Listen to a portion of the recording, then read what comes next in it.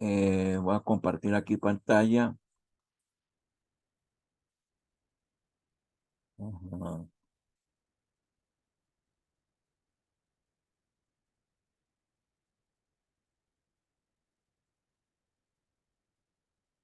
Fíjense,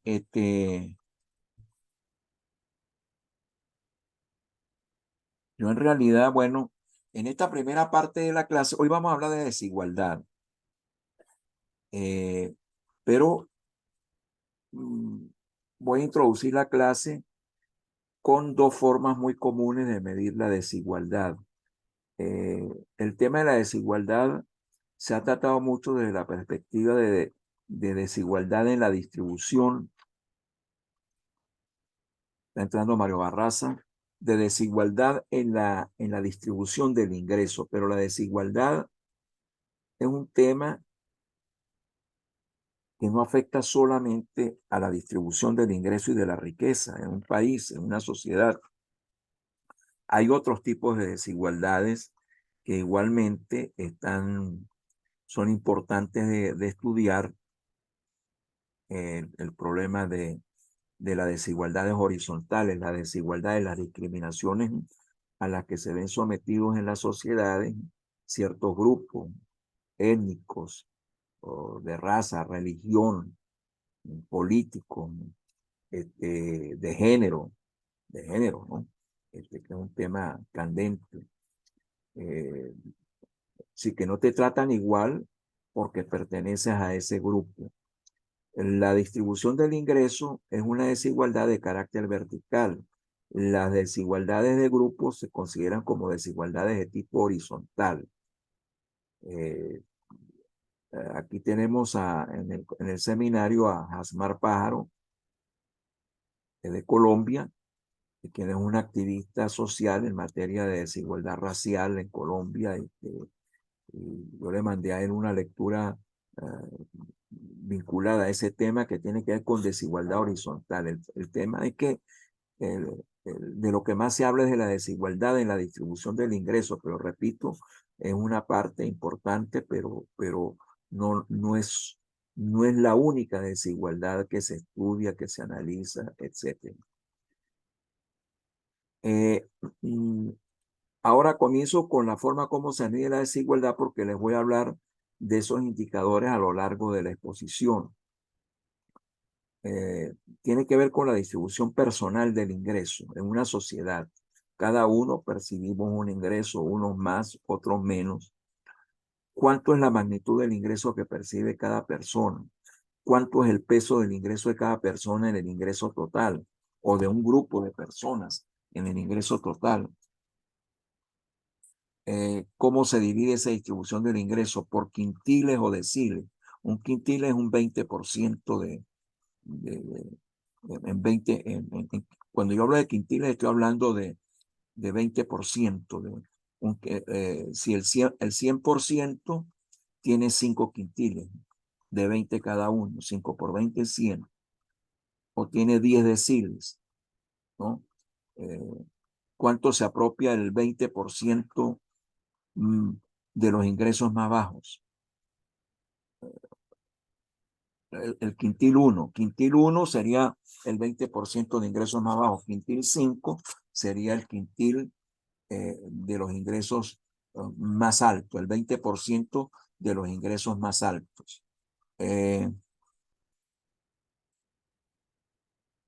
Nelson, está entrando y saliendo. Los deciles, ¿cuánto se apropia el 10% de ingresos más bajos? ¿Cuánto se apropia el 10% de los ingresos más altos? ¿No? El decil 10, el decil 1 sería el de los ingresos más bajos. Entonces, ¿qué porcentaje del ingreso total le corresponde a cada quintil o decil? Porque así podemos ver si los que están en los ingresos más altos se apropian de mucho parte de un porcentaje muy elevado del ingreso de la población. Voy a tratar de presentar eh, algunos ejemplos muy sencillos. Los economistas generalmente miden la distribución del ingreso a través de dos medidas: la distribución personal y la distribución factorial.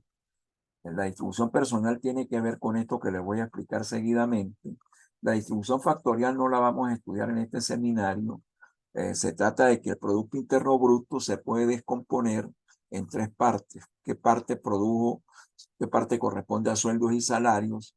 ¿Qué parte corresponde a ganancias del capital? ¿Y qué parte corresponde a los rentistas, a los poseedores de la tierra? Esa tercera categoría en el sistema de cuentas nacionales de los países, en las estadísticas que se presentan, no figura. Y no figura porque en la medida que el capitalismo se desarrolló, la renta de la tierra fue perdiendo importancia eh, como categoría, pero no deja de ser importante. De manera tal pues que las cuentas nacionales nos muestran qué parte del Producto Interno Bruto que se genera en un país en un año se distribuye factorialmente entre dos factores de producción, trabajo y capital. El trabajo recibe salarios, el capital recibe ganancias, ¿no? Yo me voy a referir principalmente a la distribución personal del ingreso. Entonces, esta medición lo que trata es de medir el porcentaje del ingreso total que le corresponde a las personas y a los hogares. El ingreso que percibe una persona o hogar proviene de diferentes fuentes: sueldos y salarios, beneficios, intereses, transferencias del Estado, rentas, otras. ¿Cuánto es la magnitud o el porcentaje del ingreso total que percibe cada persona o un grupo de personas? ¿Cuánto es el peso del ingreso de cada persona en el ingreso total o de ese grupo de personas en el ingreso total? ¿Y cómo vamos a dividir esa distribución del ingreso? ¿Por quintiles, por deciles? ¿No? Vean ustedes aquí este cuadrito. Este es un ejemplo copiado de un libro muy popular. eh,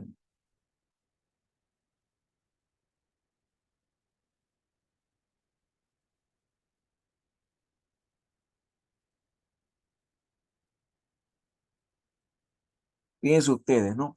Supóngase una sociedad donde hay 20 individuos, ¿no? Hay 20 individuos que son los que generan todo el ingreso de esa sociedad. Entonces el individuo 1 produce 0,8 bolívares, por hablar. El ingreso total de esa sociedad es 100 bolívares o 100 dólares, como ustedes lo quieran llamar, 100 pesos. Pero el individuo 1 percibe 0,8 unidades de esa moneda. El individuo 2 percibe uno, una unidad de esa moneda. El individuo 20 percibe 15 unidades de esa moneda. Ahora, vean ustedes, ¿no? El ingreso es 100. Si yo esto estadísticamente lo divido por quintiles, por 20%, 5 20%, ¿no? ¿Cuánto se apropia el 20% más bajo? Vean que el ingreso es 100. Si usted suma el ingreso es 100, las personas son 20 personas, quiere decir que el 20% de 20 son las primeras 4 personas. 20% de 20 es 4. Ese es el quintil 1. El quintil 1, el más bajo.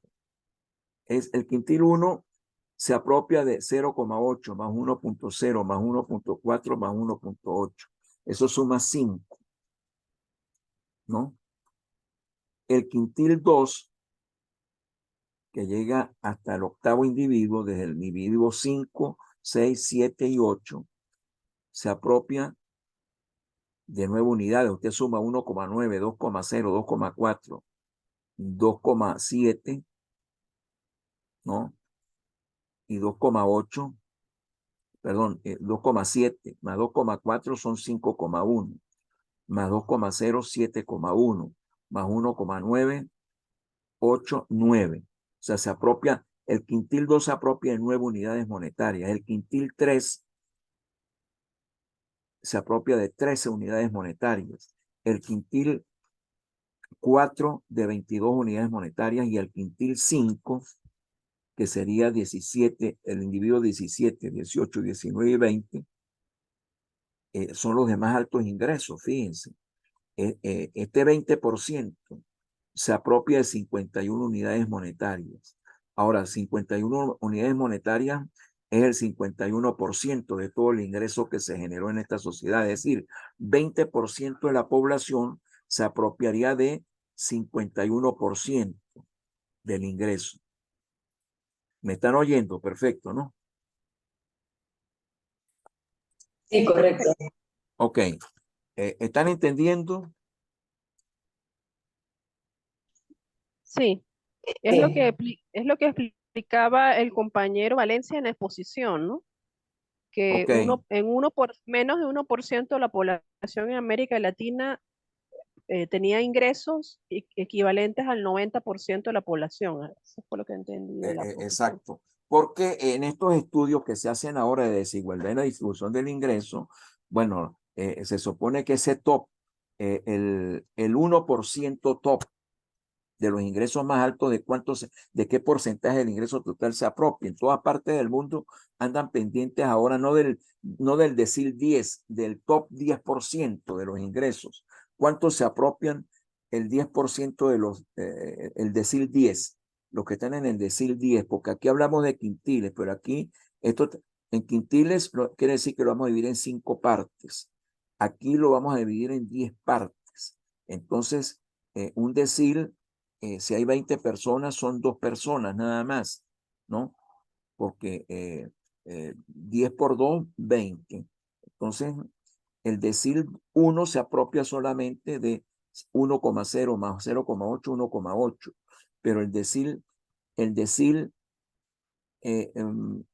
10 es 13,5 más 15,0, 28,5 unidades. Ahora, 28 quiere decir que el 10% de ingresos más altos se apropia del 28,5% del ingreso. Ahí usted ve una desigualdad, ¿no?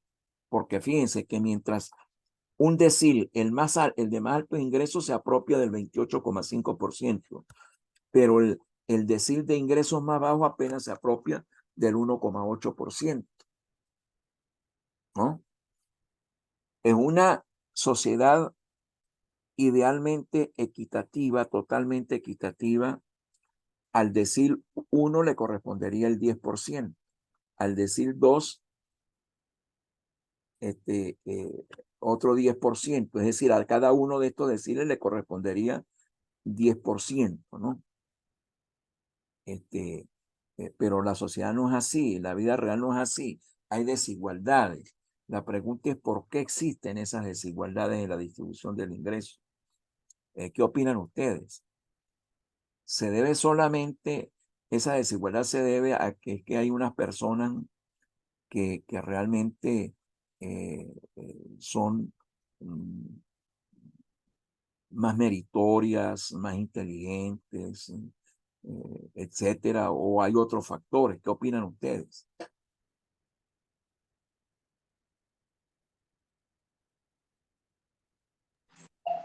Bueno, según lo que yo entendí en la exposición del compañero con el tema el por qué existen estas desigualdades, ciertamente hace mención sobre, por ejemplo, individuos que están en una posición social muy baja, pero tienen habilidades, capacidades, el cual les favorece y de oportunidades también, lo que les ayuda a formar parte quizás de otra estructura social un poco más arriba de la que se encuentra. Creo que es por ahí. Es decir, supónganse ustedes ¿qué le va a pasar en la escala de distribución del ingreso a una persona que haya nacido? Nelson está incorporado, Nelson, sí está incorporado. Nelson, ¿tú me estás oyendo o no me estás oyendo? Sí, profe. Hola, saludos, compañeros. Sí, ¿Qué sí, tal? sigo la clase. Un placer oír tu voz. Un placer oír tu voz. Gracias, profe. Mira, Nelson, El placer es mío también. En todo usted caso. es casi paisano mío, ¿no? Porque yo soy del Vigía. Eh, Sí, profe. Soy de Obispo eh, Ramos de Lora, realmente. Un poquito más acá. bueno, eso es un modernismo, Ramos de Lora. Eso se conocía como Caño Zancudo cuando yo era un niño, un Caño adolescente. Zancudo. Sí, sí, así todavía se le dice, profe. Ajá, pero dime una cosa, Nelson. Este, ¿Cuál Ujú. es la probabilidad de que un muchacho que nazca en Caño Zancudo llegue a ser, llegue a la universidad, por ejemplo? Bueno, precisamente, profe, estaba pensando y sin lugar a dudas me remito a estos primeros trabajos que realizamos en el seminario y tiene que ver esencialmente con el desarrollo de las capacidades. Sin lugar a dudas. Yo creo que desde mi perspectiva como ciudadano merideño del eje panamericano del sur del estado, tiene que ver con el esfuerzo que sin lugar a dudas desde el entorno familiar se viene dando. Mis padres, hablo desde mi punto de vista, siempre fueron unos fervientes creyentes en que la educación es y será siempre digamos, el camino hacia la transformación. Y partiendo de eso, no hablo solamente desde el ángulo de lo que me corresponde como ciudadano, sino también el papel, y esto ya es algo más, digamos, más global, que tiene que ver la institucionalidad.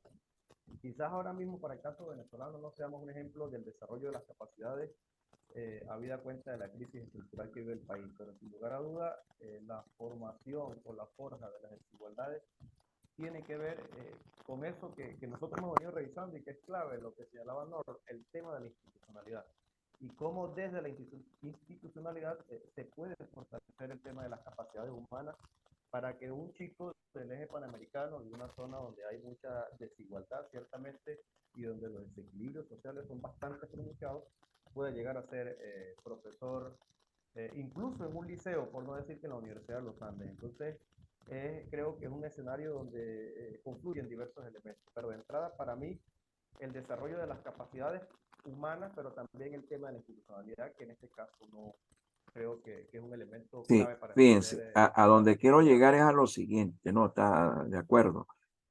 Fíjense ustedes, ¿ustedes creen que es tolerable para una sociedad democrática que por el solo hecho de nacer y vivir en Caño Zancudo, esa persona, o en los pueblos del sur, o en el Amazonas, del Tagmacuro, etcétera, el estado Sucre, que es un estado muy pobre, el estado Trujillo, eh, aquí mismo dentro del estado Mérida, bueno, no es lo mismo vivir en la capital del estado que vivir en Caño Zancudo o vivir en los pueblos del sur. Es decir, el hecho donde tú vivas y tú nazcas te condena, ¿no? Porque, y en esta situación que se vive, donde unas personas tienen acceso a educación de calidad y otras no tienen acceso a educación de calidad. Fíjense que no estoy haciendo referencia a factores determinantes de la distribución del ingreso como las herencias o el hecho de yo pertenecer a una familia que recibió tierras desde la colonia, que mi apellido es ilustre, etcétera. Yo no he hecho mucho, pero bueno, esa bondad que me hizo el rey otorgándole a mis antepasados unas tierras, los hizo ricos y todas las generaciones que vienen son ricas. Pero eh, eh, entonces hay desigualdades que son tolerables, hay desigualdades que son odiosas y no son tolerables. Hay desigualdades que no solamente son tolerables, sino son deseables.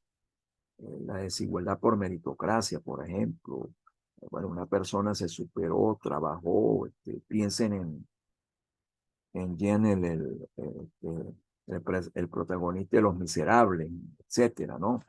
Eh, eh, eh, todos esos personajes que salieron de muy abajo y que llegaron a triunfar, bueno, etcétera, pues eso genera desigualdades porque se hicieron ricos, pero se hicieron ricos con base en su trabajo, aprovechando oportunidades o las pocas oportunidades que le da una sociedad donde podían ser discriminados, etcétera. Entonces, eh, eh, les lanzo la pregunta para que la vayan pensando.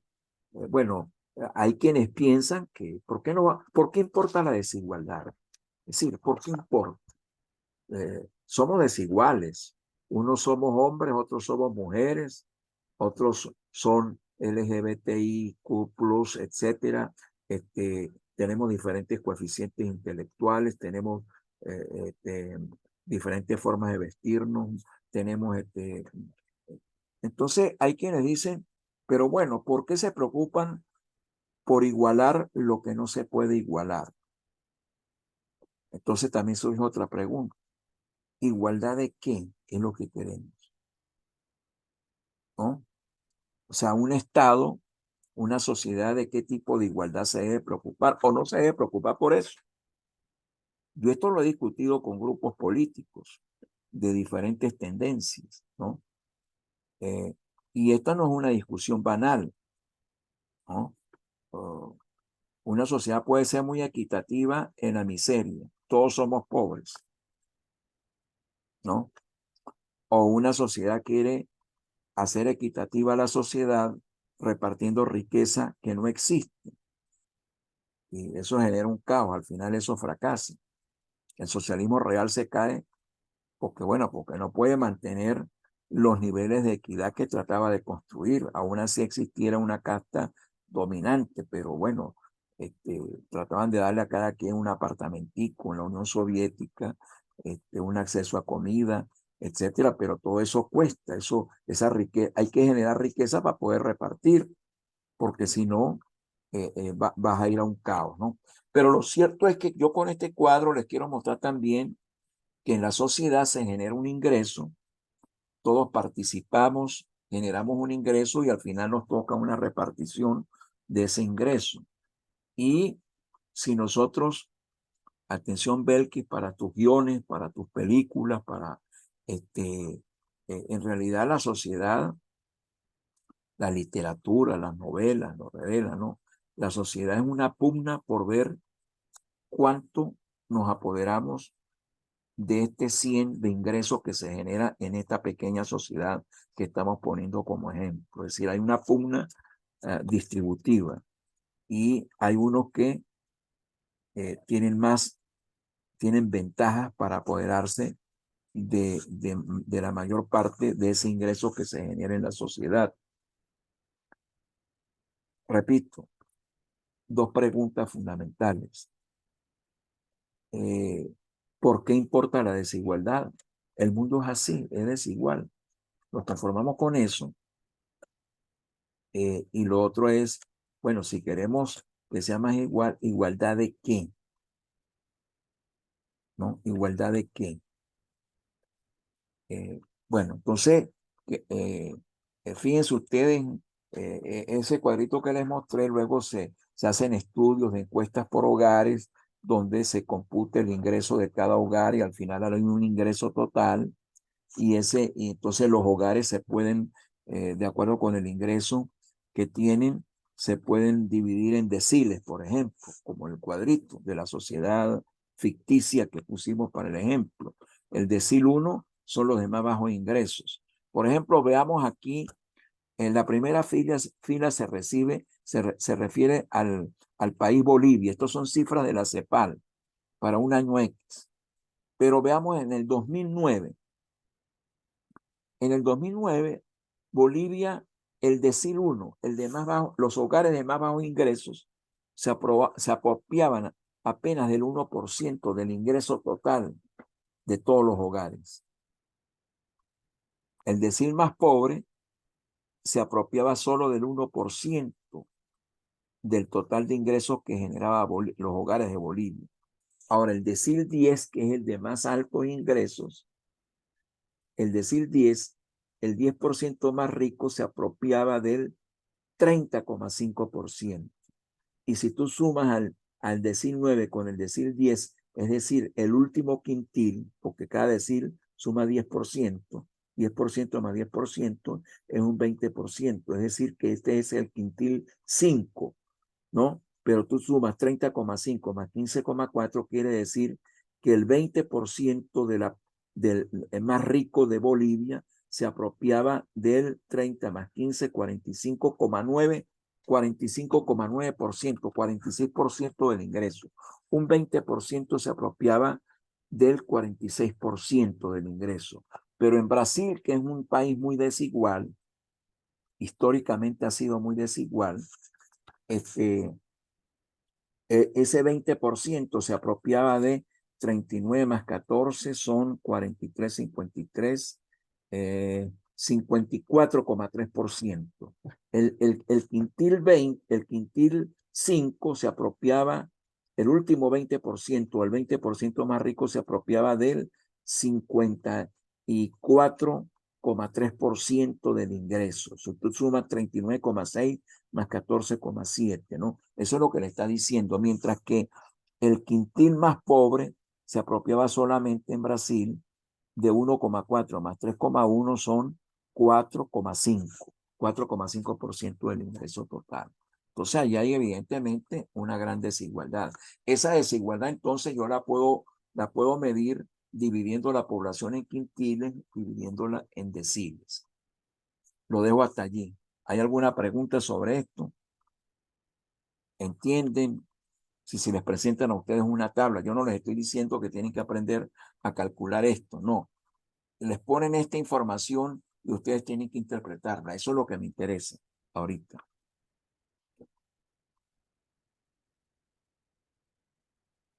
¿Algún comentario?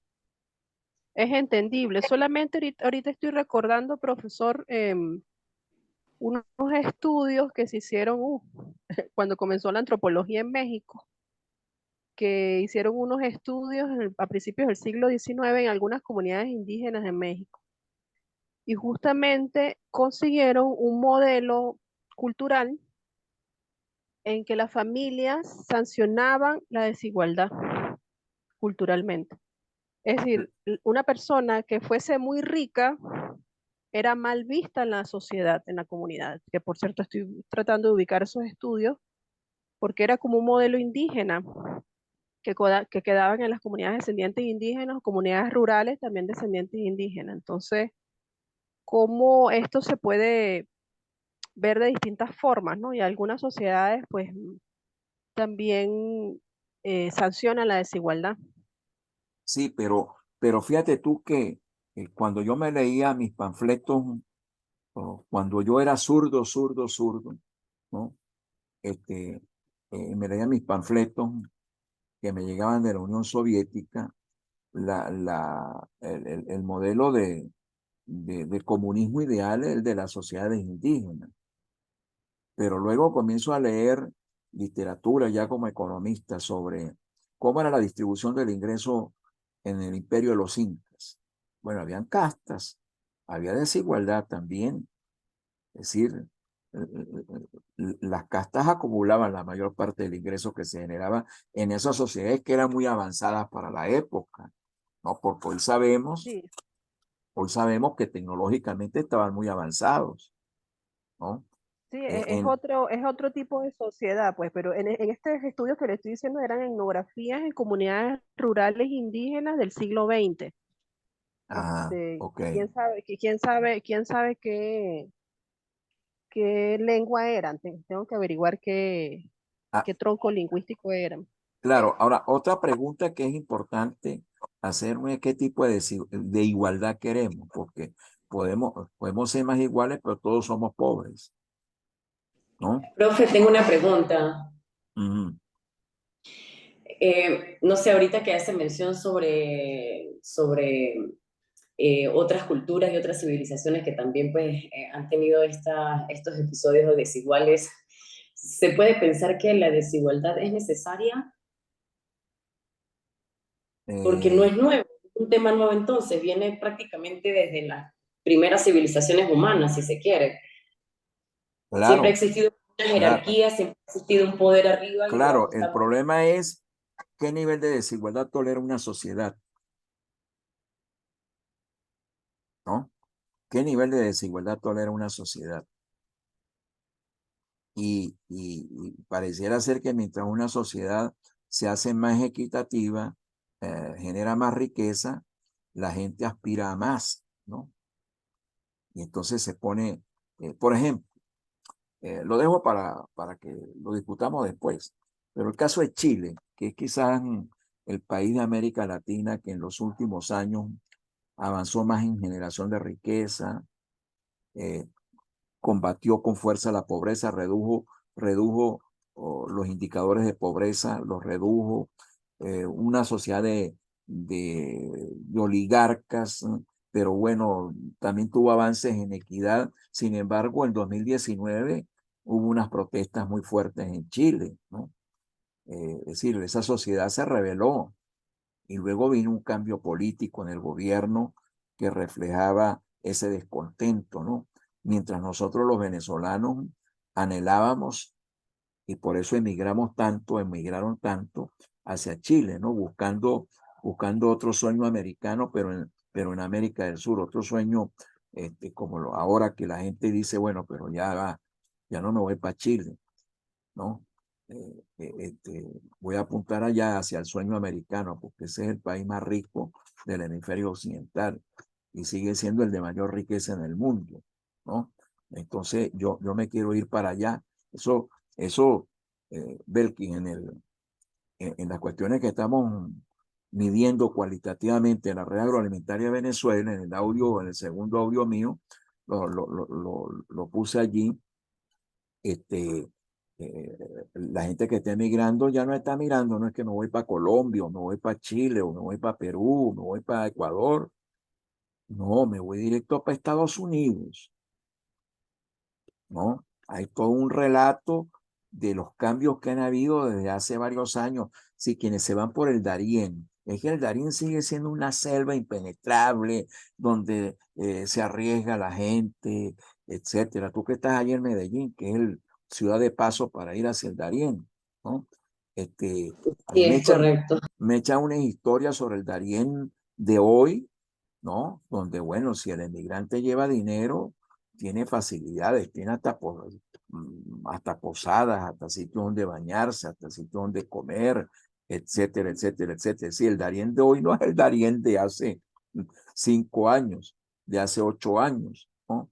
El tipo de familia que se va, ¿qué hace esa familia antes de irse para el Darién? ¿Es que sale desesperado o hay familias como un cuento que me contaron aquí la semana pasada, ¿no? Una familia de 40 personas, primos, sobrinos, tíos, etcétera, de Lagunillas, aquí en el estado Mérida, que se estuvo 3 meses entrenando, aprendiendo a nadar, haciendo ejercicio, poniéndose en forma para la gran aventura que era irse por el Darién hasta llegar a Estados Unidos, ¿no?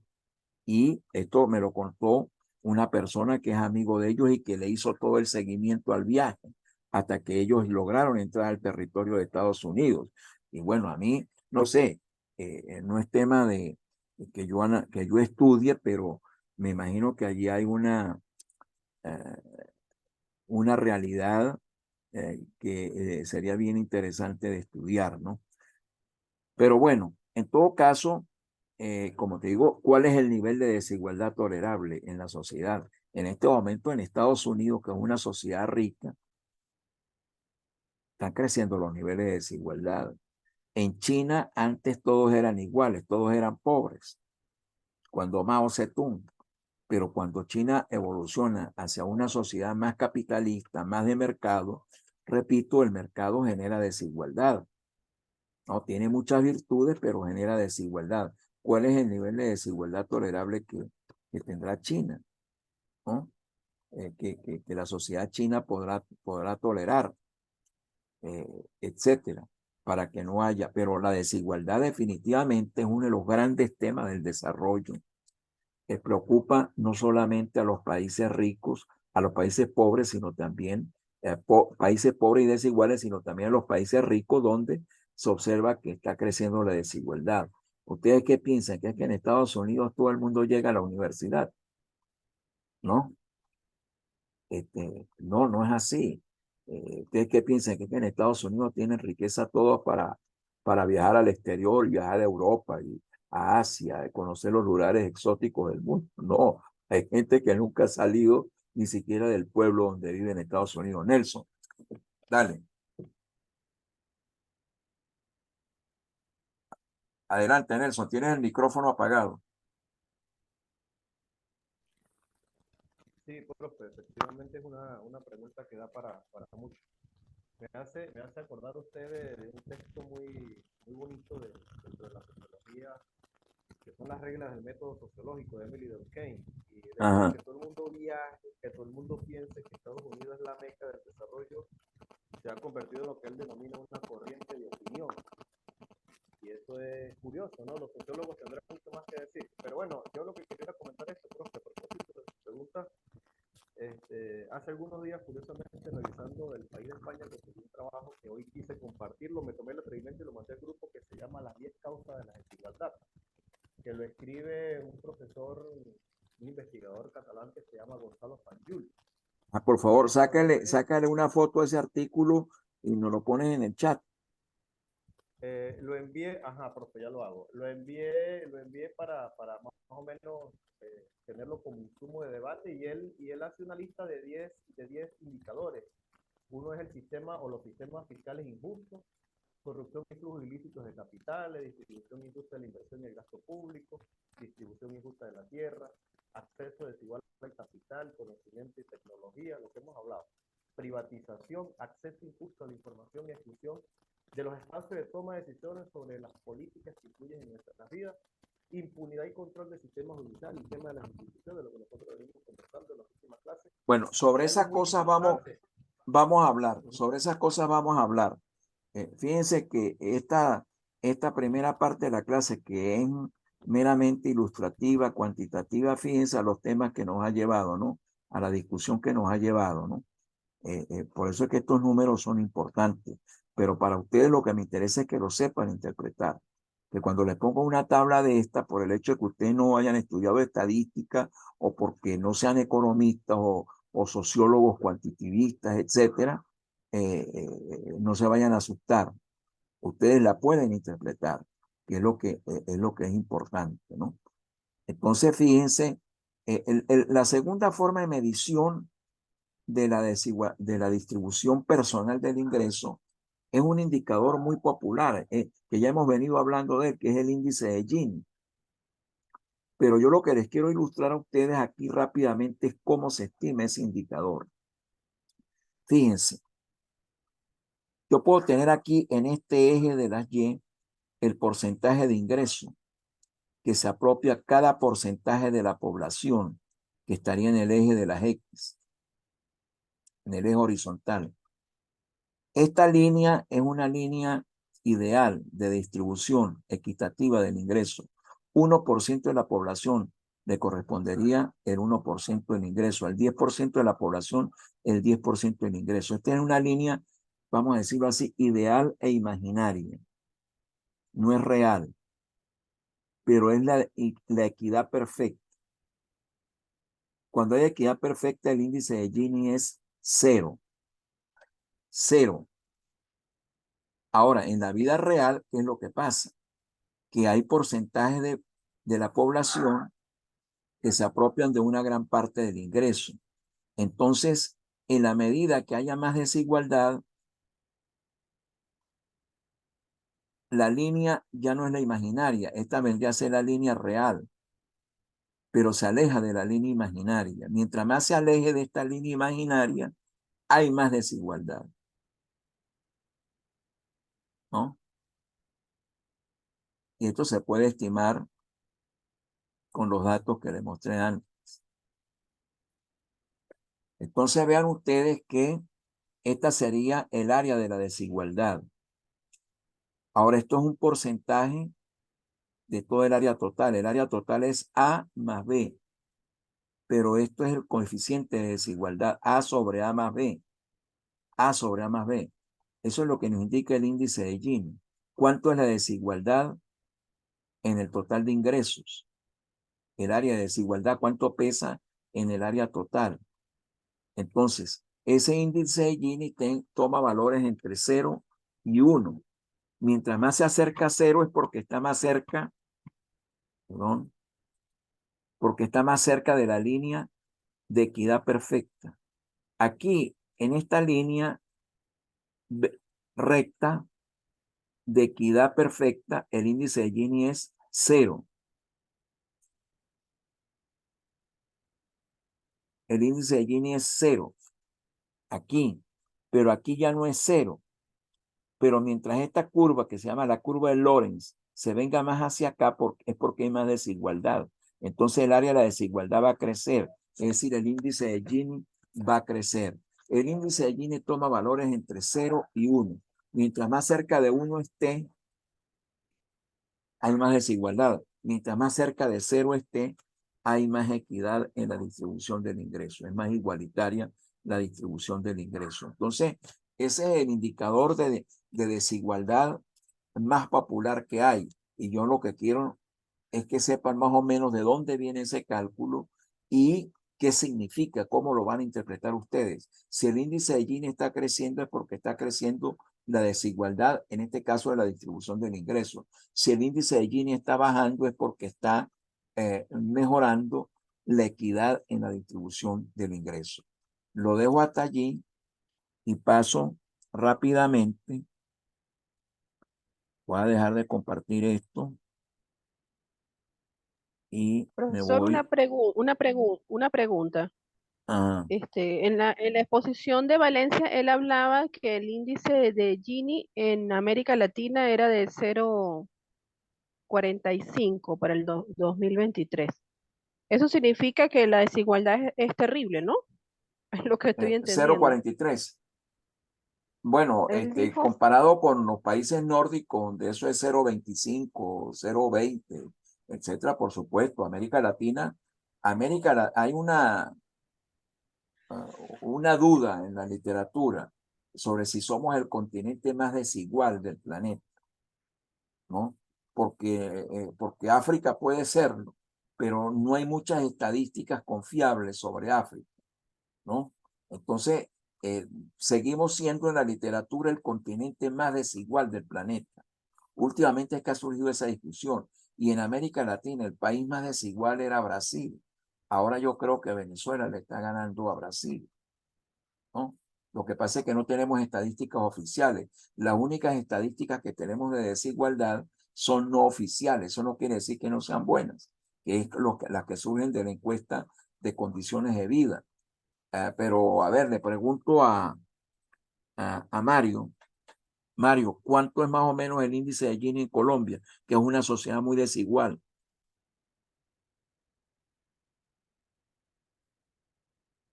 Mario, ¿me oyes? Mario, ¿estás allí? Estamos en una sesión de espiritismo. ¿Estás allí? Oh, ¿ah? Bueno, Mario no está allí. Este, eh, entonces, fíjense, vuelvo al caso de Chile. Chile logró reducir los niveles de pobreza y logró reducir los niveles de desigualdad. Sin embargo, la sociedad en un momento se rebeló, ¿no? Bueno, vamos a hablar un poco de las tesis originales sobre la distribución del ingreso.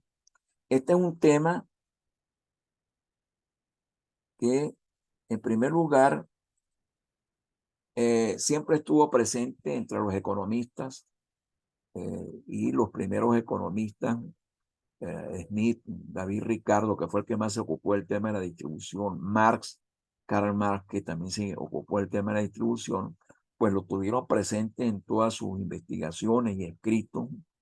La sociedad percibía tres tipos de ingresos, ¿no? Los trabajadores recibían, al vender su fuerza de trabajo, un salario.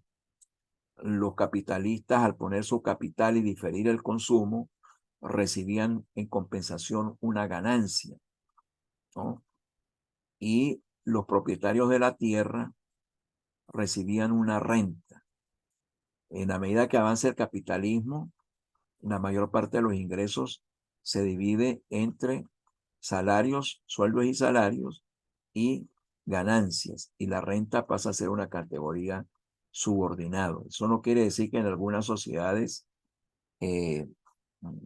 la renta no sea importante.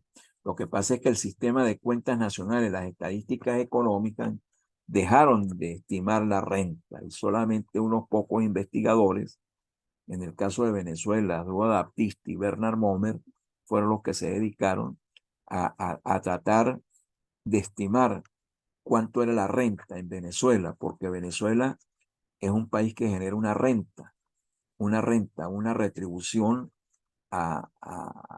por el hecho de ser propietario de la tierra, en este caso el Estado venezolano en representación de la nación, porque no hay rentas mineras, ¿no? Argentina es un país que también la renta de la tierra es importante, pero la tierra es propiedad privada, entonces la renta la perciben los privados y el Estado vía impuestos adquiere parte de esa renta. Ahora, en 1955, Simon Kuznets, que posteriormente fue el primer premio Nobel de Economía,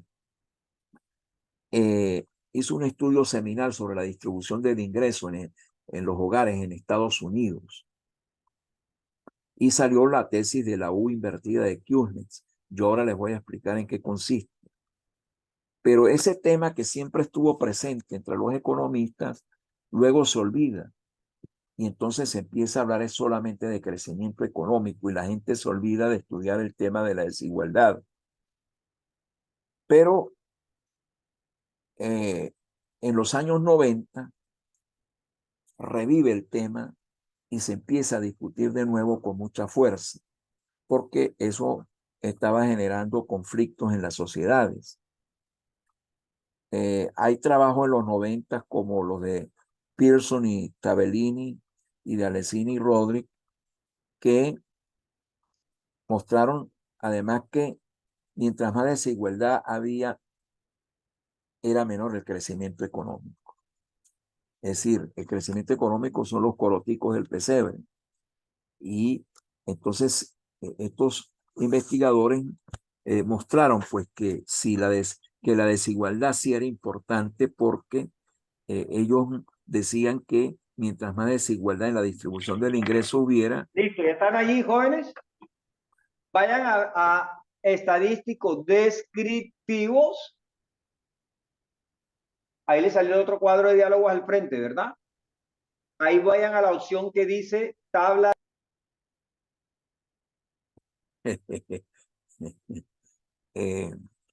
Bueno, entonces, fíjense, la desigualdad empieza a importar mucho porque se estima que es negativa para que el Producto Interno Bruto de las economías aumente.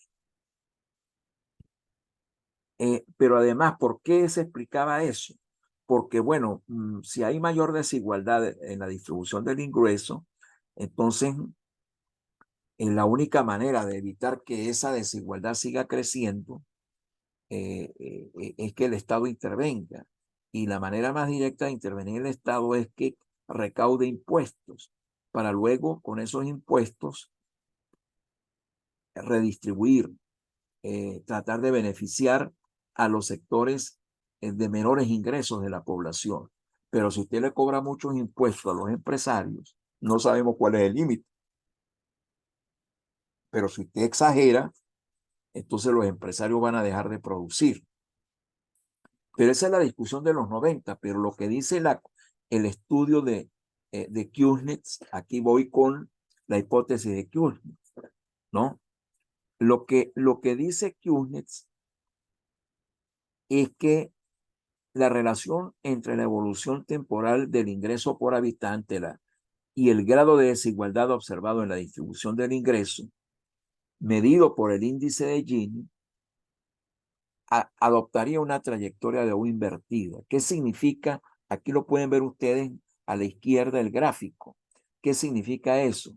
Que la desigualdad sería alta en las primeras etapas del desarrollo. ¿Cuáles son las primeras etapas? Miren, aquí en el eje de las X está el Producto Interno Bruto por habitante. Aquí está en el eje de las Y el índice de Gini. En esta etapa, ¿qué es lo que pasa? Que el ingreso por habitante es más bajo que aquí. Mientras más bajo sea el ingreso per cápita, en ese momento eso se confundía con desarrollo. Entonces, en las primeras etapas del desarrollo, donde el ingreso per cápita es bajo, el índice de Gini va a ser muy alto, es decir, la desigualdad va a ser muy alta. El índice de Gini, pero luego alcanza un máximo y comienza una curva descendente del Gini. Es decir, que en la medida que aumenta el ingreso per cápita, que la sociedad se va desarrollando más, la desigualdad se va reduciendo. En cristiano, esto significa sacrifícate unos años para que luego, en la medida que crezca la economía, alcances el paraíso en una sociedad más igualitaria, ¿no? Bueno, esa es la hipótesis de Kuznets. A raíz de ese estudio se genera todo un debate, pero a Kuznets le dan el primer premio Nobel de Economía creo que se entrega en los años 70, los 1970. Ahorita estamos en la época en que están entregando los Nobel, ¿no? Están siguiendo la entrega de los Nobel ustedes. ¿Ah? ¿Están viendo a quién le dan los Nobel? Sí. Ajá. Ahorita en economía no me fijé, pero en No, literatura en sí. economía lo dan Sí. el lunes anuncian el de economía, ¿no? Sí, el de literatura un noruego, ¿no? Un noruego, ¿no? Entonces, se inicia el debate y los estudios que se hacen no son consistentes con esta teoría de Kuznets. Es decir, no son consistentes con la U invertida de Kuznets, ¿no? Es decir, no tenemos que obligar a la gente a que se sacrifique mucho en las primeras etapas del desarrollo para que luego la desigualdad sea menor, ¿no? Es decir, sacrifícate, la sociedad tiene que ser muy desigual al comienzo porque los trabajadores consumen mientras que los capitalistas ahorran e invierten. Y para que haya crecimiento económico, para que nos movamos hacia acá, necesitamos que haya mucha inversión. Entonces tiene que haber desigualdad necesariamente para que luego, en la medida que el país tenga mayor ingreso per cápita, eso significa que se va desarrollando, que la gente se va moviendo desde los trabajadores, se va moviendo de los sectores de la producción de más baja productividad a los de más alta productividad y pueden mejorar sus ingresos y ir hacia una sociedad más equitativa en la distribución del ingreso. Eso no está corroborado por los estudios empíricos que se han hecho, ¿no? Entonces eso lo dice varios estudios, ¿no? Que aquí les pongo en esta. Ahora, entonces volvamos a la pregunta. ¿Por qué importa la desigualdad? ¿Por qué creen ustedes que importa la desigualdad? ¿O nos olvidamos de eso? ¿Por qué ese es un tema tan debatido en los organismos multilaterales, en los círculos académicos, en los gobiernos, ¿no? El tema de la desigualdad. A mí me sorprende cuando veo un partido político que aspira a ser gobierno que no se ocupe de este tema. Y como algunos de ellos me han invitado a hablar de estas cosas, se los he dicho de frente, ¿no? Lo cual ha generado un debate. Es decir, ¿importa la desigualdad? ¿Por qué importa la desigualdad? ¿Por qué creen ustedes que importa la desigualdad? ¿Qué opinan? Yo pienso que yo concuerdo con lo que dice el informe del PNUD, ¿no? Que importa porque la desigualdad conlleva en sí otras situaciones terribles, ¿no? Como la discriminación. eh, y no hablamos solamente de desigualdad de ingresos, sino, por ejemplo, las niñas que tienen menos oportunidades de ingresar a la educación básica y también a la educación secundaria universitaria.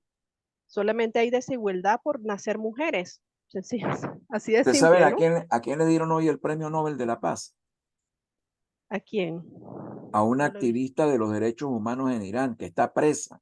Está presa por defender a las mujeres en Irán.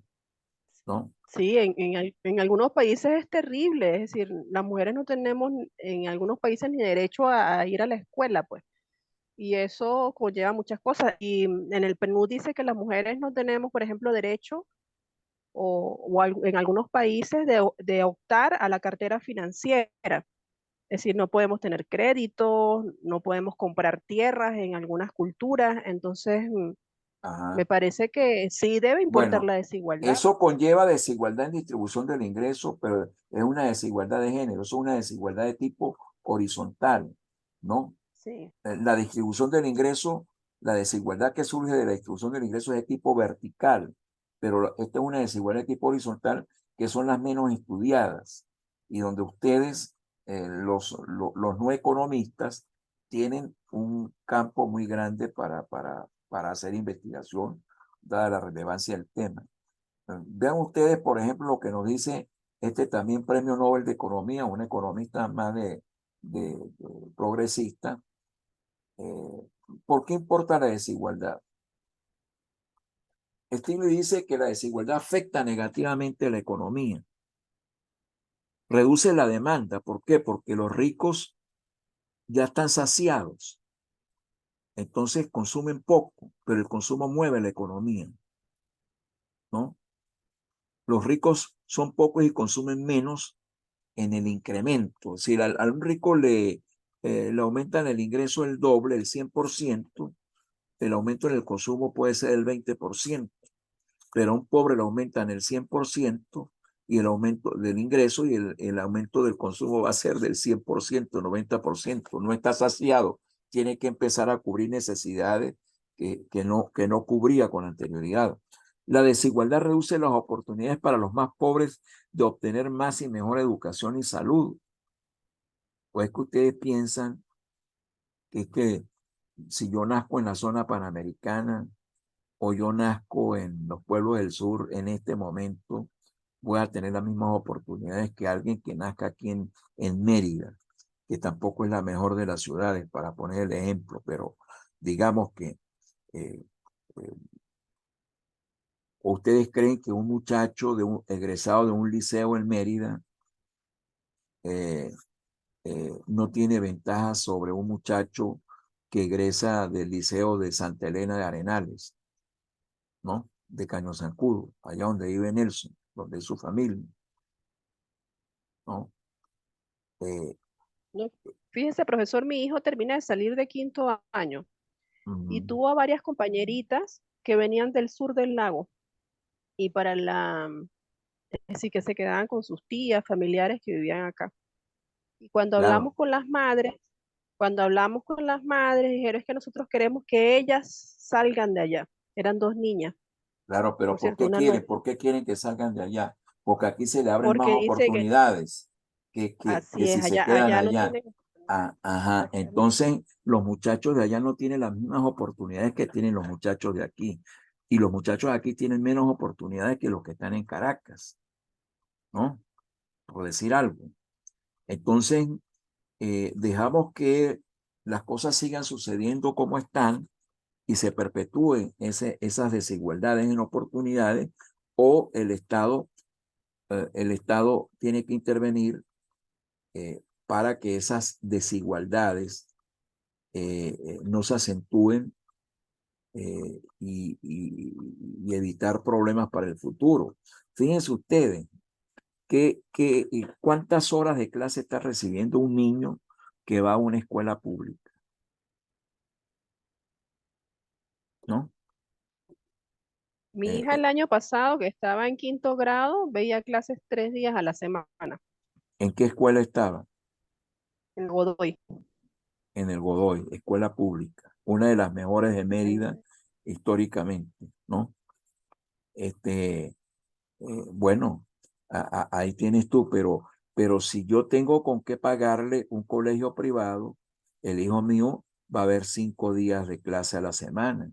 El hijo mío va a estar más capacitado, ¿no? En términos generales, el hijo mío va a ingresar con más facilidad a la universidad, ¿no? Por decir algo. Entonces, ahí se van generando desigualdades. Porque también está el tema de la desigualdad intergeneracional. En temas en el desarrollo, que pensamos en cosas en el largo plazo, por ejemplo, si mis hijos se hubieran quedado aquí en Venezuela, con seguridad estaban condenados a retroceder en el ascenso social que yo tuve, que venía de un hogar muy humilde. Porque eso se mide también. O sea, se está estudiando mucho el tema de la desigualdad intergeneracional, ¿no? Es decir, piensen ustedes lo que significa para el desarrollo que los hijos nuestros sigan la misma senda nuestra de ascenso social o no la sigan, ¿no? Ese es el desarrollo allí.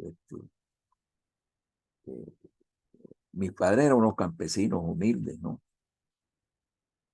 Y bueno, la sociedad en la que me crié me dio las oportunidades, es decir, yo no fui nunca a un colegio privado,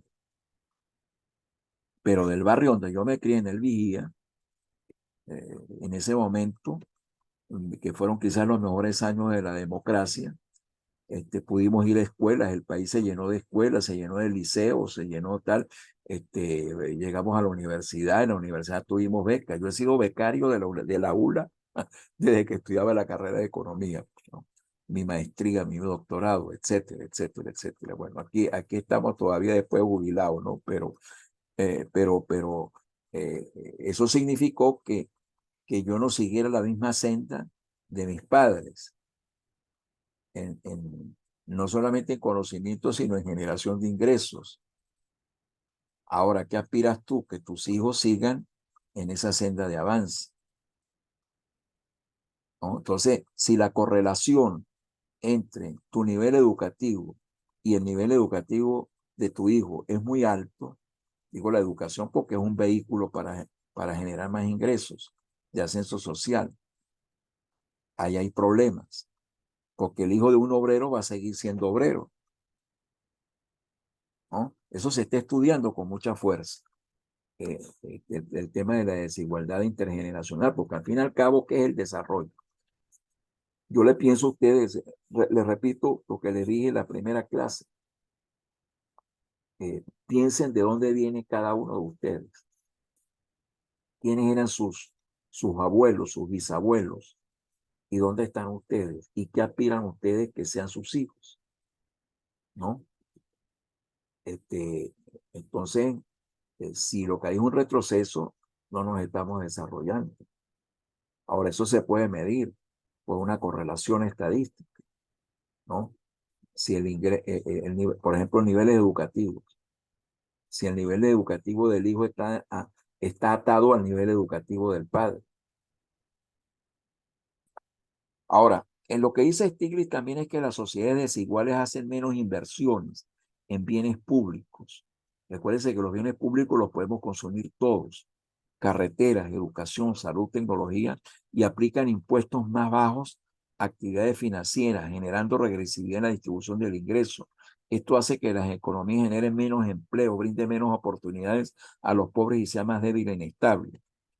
Y Stiglitz finaliza con algunas propuestas para reducir la desigualdad.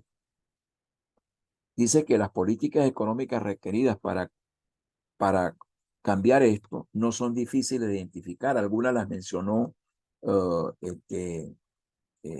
Nelson en su intervención.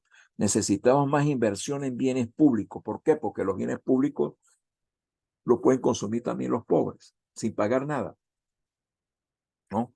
Bienes públicos como la educación, ¿no? Educación gratuita y de calidad. Mejor gobierno corporativo. Tener buenos gobiernos es un bien público. Todos nos podemos beneficiar de un bien gobierno. De las leyes antimonopolio. de las leyes antidiscriminatorias para que todos tengamos más o menos un mismo nivel de oportunidades, un sistema financiero más regulado, ¿no? Sindicatos con más fuerza para que peleen por los derechos de los trabajadores. Impuestos más progresivos. ¿Qué significa impuestos más progresivos? Que los ricos paguen más que los pobres impuestos. Por ejemplo, un impuesto progresivo es el impuesto sobre la renta. Un impuesto no progresivo es el IVA. Porque un pobre, cuando consume un alimento que tiene un IVA de 11%, por ejemplo, la tasa impositiva del 11% es igual para el rico que para el pobre. Eso va en contra de la progresividad de los impuestos, ¿no? Lo que pasa es que el IVA es un impuesto muy fácil de cobrar. Entonces los gobiernos lo prefieren. Y políticas de transferencias monetarias para los pobres. Entonces, un resumen de por qué importa la desigualdad es razones éticas y morales. Puede violar derechos humanos fundamentales. Es obstáculo para el logro de mayor desarrollo humano. Es una fuente de conflictividad social, estimula la proliferación del crimen y el delito, aumenta la inseguridad personal. En las sociedades muy desiguales hay más crimen, hay más hechos de violencia que en las sociedades menos desiguales. Aumenta la inestabilidad política, estimula instituciones extractivas, tal y como lo plantearon Acemoglu y Robinson, y la perpetuación de élites en el poder, ¿verdad? Porque el poder está atado al nivel de riqueza. Tienen las élites que se perpetúan en el poder, hacen las leyes para favorecerse ellos. Reduce la cohesión social y la posibilidad de respuestas ante eventos sobrevenidos y shocks externos, ¿no? Reduce las posibilidades de salud y educación para los pobres, con consecuencias negativas para la reducción de los obstáculos y carencias de capacidades para los pobres. Impactan negativamente la productividad. ¿Por qué? Porque los pobres, al no educarse, al no capacitarse, van a tener una productividad más baja, van a tener menos oportunidades, al tener una productividad baja van a tener ingresos menores y eso perpetúa la desigualdad. Y también esa desigualdad impacta negativamente el crecimiento económico, como ya lo dijimos al comienzo. Afecta negativamente el crecimiento económico y la generación de mayor empleo. Restringe la demanda, reduce los mercados, mayor inestabilidad política e inseguridad personal, disminuye las inversiones. En resumen, la desigualdad impide el logro del desarrollo humano, la cohesión social, la paz, el crecimiento económico inclusivo, sostenible y el progreso de una sociedad. Esas son razones por las cuales este es un tema que es de la preocupación de los gobiernos en la actualidad, de los círculos académicos, de los organismos multilaterales, ¿no? Entonces, no es un tema banal, no es un tema, como dicen algunos partidos políticos, no, es que somos desiguales porque somos desiguales. Dejémosle al mercado, que el mercado haga todo. El mercado es muy eficiente para generar, es muy eficiente, es muy bueno para generar eficiencia económica, incrementar productividad cuando funciona bien el mercado. Pero el mercado no está hecho para generar igualdad. Ahora, la igualdad es un valor, la igualdad, y repito, ¿igualdad de qué? No podemos ser iguales en todo, pero hay un mínimo de cosas en las que tenemos que ser iguales, porque si no, se generan desigualdades que no son tolerables y se generan los conflictos sociales, ¿no? Entonces, bueno, se lo vamos a dejar a la mano invisible del mercado, o el Estado tiene que hacer política social para eso, ¿no? Si ese tema se descuida, entonces usted puede ver qué es lo que ha sucedido con algunos eventos en países vecinos como Colombia, Chile, y en otros países de América Latina, Centroamérica, por países en guerra. ¿Por qué? Por la distribución de la tierra, que es en definitiva la distribución del ingreso, ¿no? La tierra es propiedad de unos pocos. Entonces, un gobierno los estados tienen que preocuparse porque la desigualdad sea demasiado intolerable para la sociedad, porque eso al final va a generar mucho caos y consecuencias económicas y de todo tipo, ¿no? Que no son buenas para el mejor desarrollo de esa sociedad. Entonces, fíjense, este tema, que repito, no es banal, se traduce en ideologías, en formas de ver las sociedades. La tesis de Kuznets de la U invertida da origen, por ejemplo, a esta ideología: crecer primero, preocupémonos primero del crecimiento económico para luego distribuir. Ese es el patrón tradicional de países, de algunos países desarrollados. El sustento teórico es esa tesis de la U invertida. Otra tesis puede ser la de la Unión Soviética, China de Mao, Cuba, que también ha mostrado ser un fracaso histórico. Redistribuir riqueza no creada para crecer después. Un patrón más radical de izquierda. La Unión Soviética se desploma sin muchos problemas de guerra. Las guerras eran por razones más bien étnicas. Es muy interesante estudiar por qué se desplomó la Unión Soviética, por qué fracasó el socialismo real. Bueno, usted tiene que distribuir riqueza hacia una sociedad más equitativa, más igualitaria, porque ese es el centro del planteamiento socialista, pero para eso tiene que tener riqueza. Si no, ¿quién va a financiar eso? Ese estado de bienestar, ¿quién lo va a financiar? Y al final, eso se desploma, ¿no? Entonces, esos dos extremos que les planteé, la opción 1 y la opción 2, frente a eso surge la opción de redistribuir mientras se crece o crecer mientras se le da atención preferente a igualdad de oportunidades, cobertura de necesidades básicas. Eso implica lograr crecimiento económico combinado con estrategias y políticas para tener más desarrollo humano, mejorar la calidad de vida de los hogares y personas de más bajos ingresos, de los pequeños y medianos productores, de un Estado que sea activo en lo social con políticas redistributivas, ¿no? Pero que no deje de generar riqueza y de pensar en la eficiencia económica. Creo que estas cosas son las que están, eh, eh, la tercera de las opciones es por la que están apostando la mayoría de los países y la mayoría de los organismos multilaterales.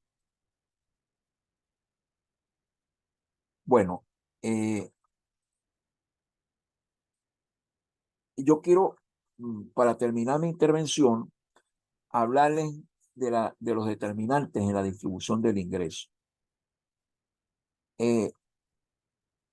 Estamos hoy, piensen ustedes, hoy, una sociedad venezolana, colombiana, chilena. Vean ustedes, allí se generan unos ingresos y cada uno agarra una parte de esos ingresos. Unos agarran más y otros agarran menos. En el corto plazo, la distribución del ingreso está determinada por la interacción de tres variables. Uno, la cantidad de factores de producción. ¿Qué tan abundantes son o qué tan escasos son? Mientras más abundantes son, la remuneración es más baja. El trabajo. ¿Cuál es el trabajo más abundante? El trabajo no calificado. Tiene una baja productividad. Allí las remuneraciones son más bajas. El capital. Si hay muy pocos capitalistas, muy pocos inversores, entonces la rentabilidad de los que se atrevan a hacer inversiones tiene que ser muy elevada. Es un factor de producción escaso, el capital, ¿no? La tierra, igualmente. Ahora, ¿quiénes son los propietarios de esos factores de producción? La mayoría de la población son trabajadores. Hay muy pocos capitalistas que se atreven a invertir, a diferir consumo para poder invertir y obtener en premio una rentabilidad, un ingreso que le permita seguir acumulando capital y tener más ganancia. ¿Quiénes son los propietarios de la tierra? ¿Quiénes tienen acceso a esa propiedad? Ahora, cada uno de nosotros, eso no lo notamos, pero no nos damos cuenta, pero vamos al mercado con nuestros atributos, con los factores de producción que somos. Los trabajadores vamos a un mercado y ofrecemos nuestra fuerza de trabajo. Y el mercado tiene una demanda para esa fuerza de trabajo, ¿no?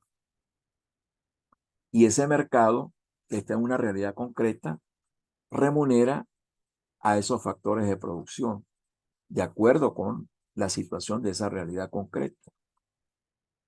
Es decir, ¿por qué Venezuela en las actuales circunstancias no puede tener un salario mínimo como el de Chile o como el de Ecuador, $450? Bueno, la economía no da para eso. O sea, las condiciones económicas del país, las condiciones de oferta y demanda de factores de producción no da para eso. ¿Qué pasa si yo pongo un salario de 450, salario mínimo de $450? Muchas empresas van a quebrar, el capital se va a hacer un factor escaso, van a quedar muy pocos empresarios para invertir, que para poder invertir van a exigir una rentabilidad muy alta y va a quedar mucha mano de obra más desempleada de la que tenemos, ¿no?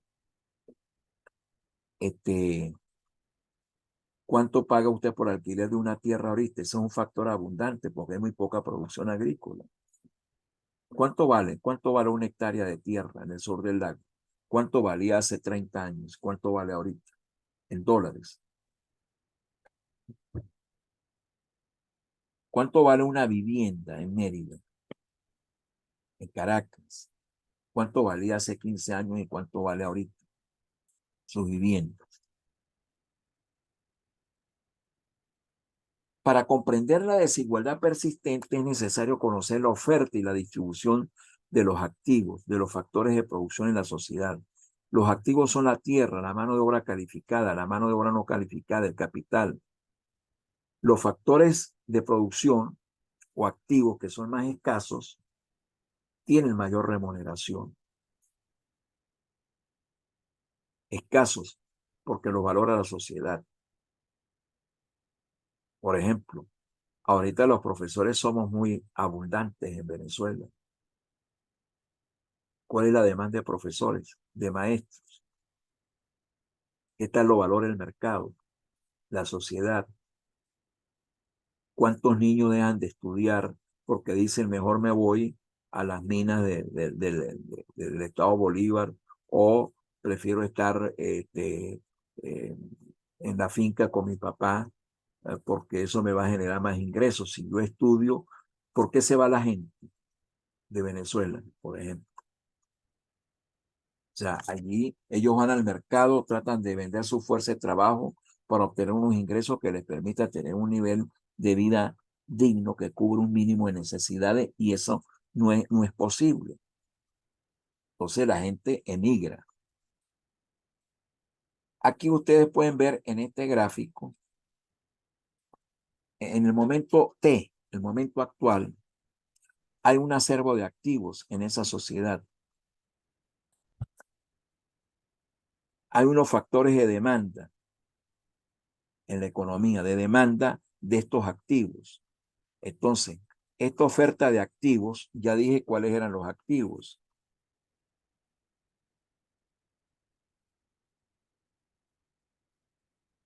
¿No? Yo dije cuáles eran los activos. Los activos son la tierra, el trabajo, el capital, la mano de obra calificada, no calificada. Entonces, usted enfrenta estos activos, esta oferta de activos con unos factores de demanda. Entonces, hay un mercado de factores. Hay un mercado de trabajo, hay un mercado de capital, hay un mercado de tierras. Aquí se deciden unos precios. ¿Cuánto le pago yo a los asalariados en el mercado? ¿Cuánto aspiro yo de tener de ganancias por el capital que invierto? ¿Cuánto aspiro yo por la tierra que voy a alquilar? Esto se decide en el mercado de factores. Se enfrenta una oferta con una demanda. No basta con decir, el costo de producción mío es de un quintal de café son $270. Ah, pero el mercado te va a remunerar eso. Mi casa vale $1.000.000. Vaya usted al mercado a ver si usted, el mercado le va a dar a usted $1.000.000, ¿no?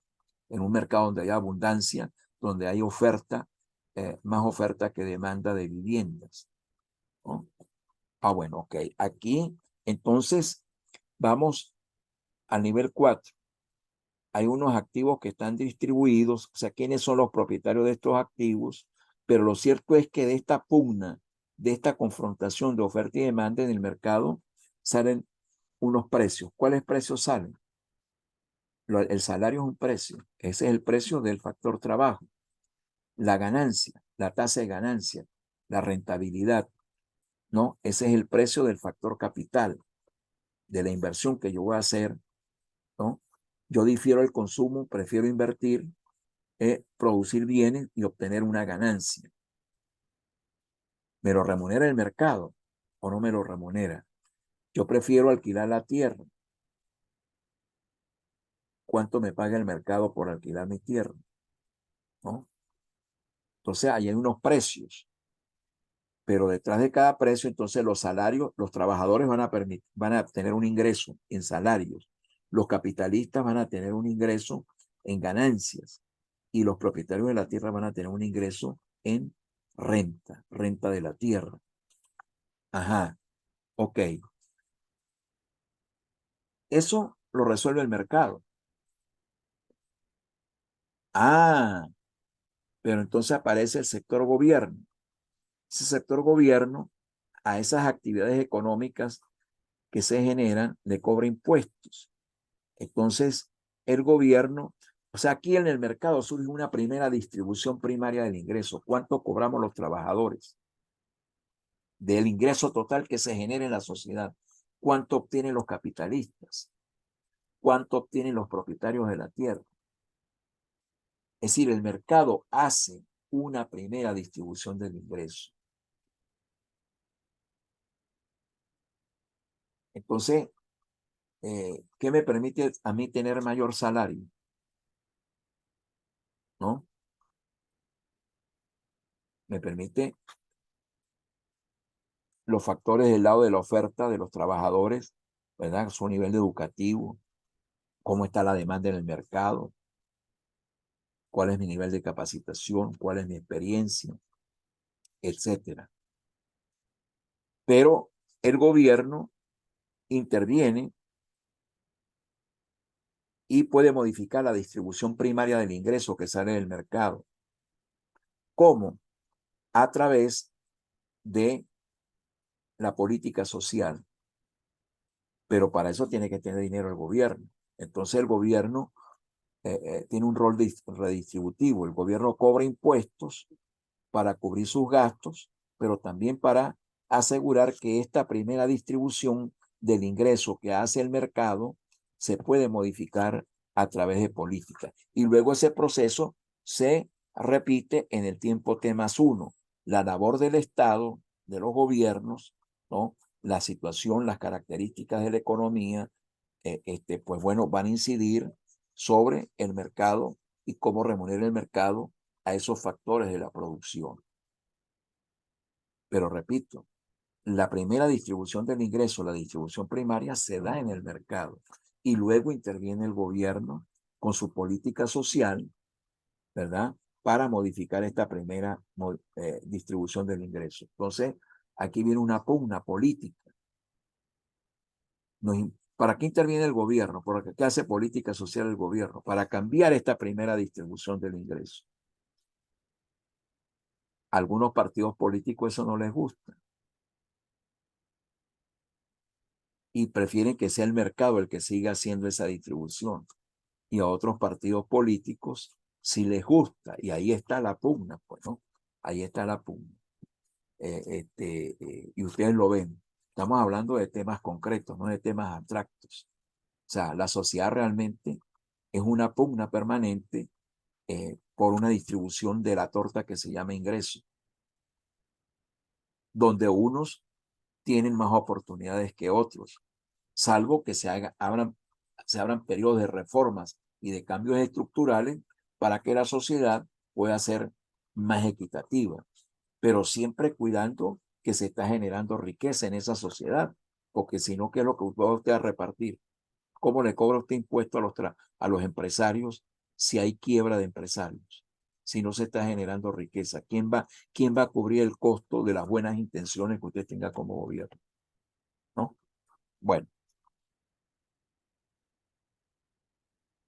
Según el Banco Mundial, la equidad se define por igualdad de oportunidades para todos. Éxito y logros dependen de esfuerzo y talentos propios, no de la raza, ni del género, ni del origen social. Ausencia de privaciones en salud, educación, alimentación y consumo.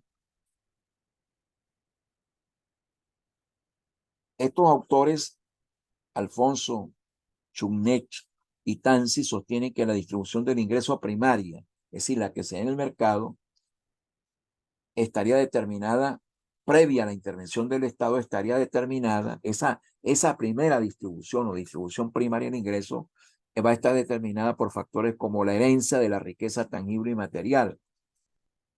Vengo de una familia rica, vengo de una familia pobre, la riqueza inicial, la herencia de capital humano, incluida una infinidad de activos que determinan el capital social de una persona, normas y costumbres societales, incluidos sistemas explícitos e implícitos de castas y tribus, ¿no? Vayan ustedes a la India, por ejemplo. Aquí yo tuve colegas, he tenido colegas, profesores que han venido de la India. Y he tenido profesores de esos que vinieron de la India, amigos míos, colegas míos, donde uno es una eminencia que se gana un premio Polar, pero que es una casta inferior a otro profesor que vino de la India, ¿no? Pero que no es tan brillante como él, y sin embargo él, por costumbre, le inclina la cabeza cada vez que lo veía, ¿no? Aquí en Mérida, ¿no? Y yo me quedaba estupefacto viendo ese ritual por la diferencia de casta, ¿no? Que en ese país de donde ellos venían, bueno, significa no solamente la diferencia de jerarquía, sino que tiene que ver con riqueza acumulada, ¿no? Por las castas frente a los que no son parte de esa casta. También depende de las políticas públicas pasadas y por supuesto que también depende del talento individual. O sea, pensar que la gente es más rica solamente por talento, por meritocracia, es una tremenda ingenuidad. En la vida real eso no es así, ¿no? Entonces, desde el punto de vista de la política social, tenemos que ver si hay suficientes recursos para hacer una política social activa que permita equilibrar lo que el mercado no puede equilibrar, porque el mercado no está hecho para generar igualdad. El mercado es una máquina de eficiencia económica y genera desigualdad de por sí. Allí hay darwinismo social. Pero por eso hace falta, como yo les dije en el tema 3, que el Estado tiene dos funciones fundamentales. Una es corregir fallas de mercado, pero también asegurar la cohesión social, asegurar equidad.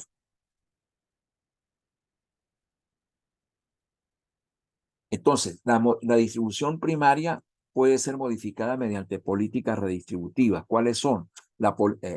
Nelson lo sacó la internet, pero las mencionó en el artículo ese que nos va a distribuir. La política tributaria progresiva, pagan más impuestos los que más ingresos perciben. El Estado redistribuye a través del gasto social, creando bienes públicos y externalidades para los pobres, ¿no? Programas sociales para los pobres, acceso a educación de calidad, a vivienda para los pobres, a parques, recreación para los pobres, seguridad social para los pobres, ¿no? Reformas agrarias. Atención, la reforma agraria ya dejó de ser hace mucho tiempo un tema solamente propuesto por los revolucionarios de izquierda en América Latina. El Banco Mundial propone reformas agrarias, ¿no? Para eliminar el latifundio y tratar de buscar una mayor equidad en la distribución de la tierra. También se calcula un índice de Gini para la distribución de la tierra, les informo. Educación, capacitación permanente de trabajadores, salud universal y gratuita, acceso a los pobres para esa salud y educación universal de calidad, subsidios y transferencias a los pobres, seguridad social universal, pensiones y jubilaciones, acceso al crédito, microfinanzas, entrega de activos, acciones a los trabajadores de empresas privatizadas. Eso se hizo aquí en Venezuela en el pasado, cuando se privatizó Sidor, cuando se privatizó la CanTV, etcétera, y otras. Bueno, yo lo voy a dejar hasta aquí. Son las 6:46. Vamos a tomar un receso de 10 minutos y luego, Anel, ¿me oyes? Sí, me termina de llegar la luz. Ah, bueno, Dios es grande y Lo escucho. poderoso. Dios es grande y poderoso. Llegó la electricidad. Bueno, Anel y Belki, recuerda que tú eres coanfitriona. Si a mí se me va la electricidad en cualquier momento, tú sigues con la sesión y yo me conecto porque tengo aquí una batería de camping, que es mi plan B, ¿no? Sí, sí, profesor, estoy atenta. Y usted Gracias. sigue con la sesión.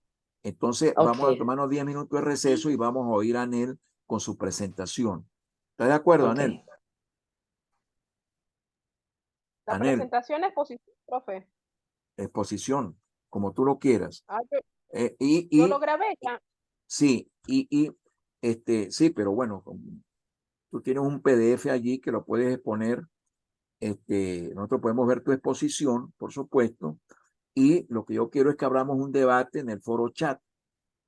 Es decir, que hagamos preguntas a Anel, que planteemos temas de discusión. Creo que el planteamiento de la lectura que hizo Anel, que es un informe del Programa de Naciones Unidas para el Desarrollo, es muy importante, ¿no? Entonces, Bueno, pues voy a prepararla porque no sabía que la tenía que exponer nuevamente. sí, yo quiero que tú abras un debate sobre eso, ¿no? Una síntesis, ¿no? Entonces nos vamos al receso. Voy a dejar de compartir y voy a pausar la grabación.